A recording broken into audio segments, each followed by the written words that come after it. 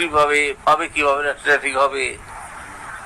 এই রুলটাকে যেভাবে পদদলিত করা যায় যত রকম ভাবে, আপনারা টাকা কামানোর উদ্দেশ্যে সেটা করেছেন করে হাতে হাতে ধরা পড়ে গেছেন। আমি তো ধরেছিলাম সেটা। ন্যাচারালি পুরো পরীক্ষাটাকেই বাতিল করতে হয়েছে। 36,000 জনকে চাকরি দেওয়া হয়েছিল, তার মধ্যে বহু বহু মানুষ ছিলেন যারা চাকরি কিনেছিলেন। এটা তো প্রায় হাটে মাঠে ঘাটে চতুর্দিকে চাকরি বিক্রি হয়েছিল।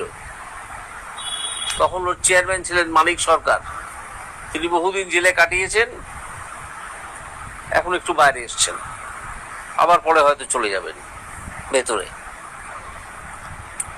মুখ্যমন্ত্রী আরো তো সেই জন্যে এই চাকরিগুলো যাওয়া উচিত বলে আমি মনে করি। অন্তত আমি সেই রায় দিয়ে এসেছিলাম। এইবার সেই মামলা আবার অ্যাপিল কোর্টে শুরু হচ্ছে, ডিভিশন বেঞ্চে। অ্যাপিল কোর্ট ডিসাইড করবে কি হবে না হবে।